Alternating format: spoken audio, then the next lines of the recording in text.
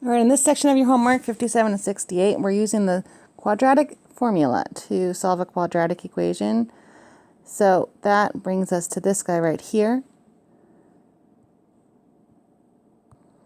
So once you get into that standard form, ax squared plus bx plus c, so you have all your x squareds together and in front, and then all you put your bx's together, all your x squared terms together with that coefficient of a, and then gather all your b to x terms, and you have their coefficient as b, and then all your constants together and put them all on the left side, and then you get it in standard form. So basically combine like terms to get it into standard form. And it equal to 0. Set it equal to 0. That's one of the really common mistakes, is not setting it equal to 0 first. Then you can use this lovely equation, which there's a lot of songs out there to help you memorize that. I'm going to play one right now. So to spare you from my singing voice, I'm going to let YouTube play the Pop Goes the Weasel version while I write it. The quadratic formula is negative b plus or minus the square root of b squared minus 4ac all over 2a. So I'll be honest, that song goes through my head every time I write it, so that's how I remember it, but I'm not going to torture you with that voice. So that's my quadratic formula. So once it's in standard form, the first step is think, okay, so what's a, what's b, and what's c? And in this case, actually, our variable is t instead of x. So in front of our t squared, our coefficient there is a 1. It's an invisible 1. So a equals 1. You know what I'm going to do is use some colors here. So let's use green for the A.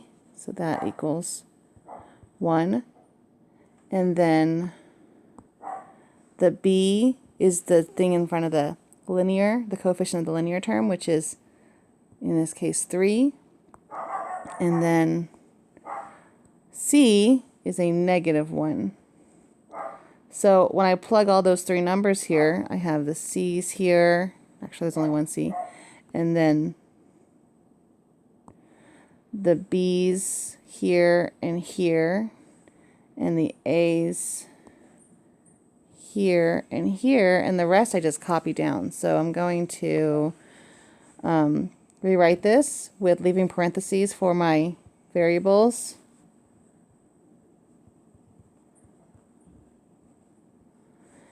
And doing this just helps me not forget any signs or any pieces.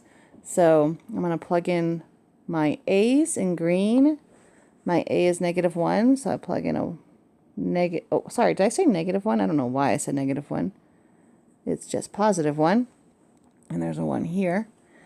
And the B is 3, so I stick that here and here. And the C is negative 1. Maybe that's what I was thinking earlier. All right, so from there, that's probably the hardest part, I think, is just remembering that formula and plugging it in correctly to make sure you don't lose any negatives or anything.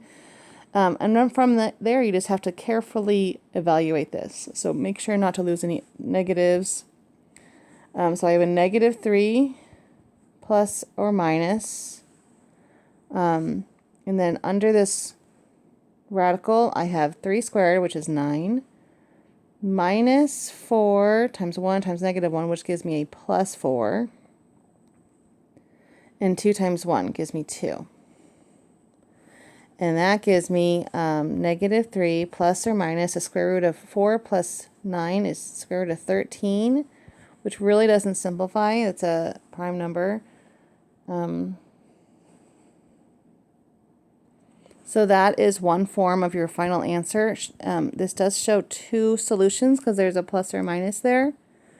So you can express this as your final answer because it's not going to get much prettier even if we break it apart. So that's a good final answer. If you do need to break it apart, then you just have to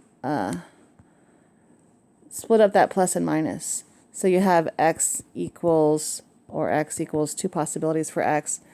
Either negative 3 plus radical 13 over 2 or x equals negative 3 minus. So just splitting up that plus and minus sign. And you can see there's two solutions, both just as ugly, which is why that highlighted yellow answer is as sufficient. It doesn't get prettier when I split it up.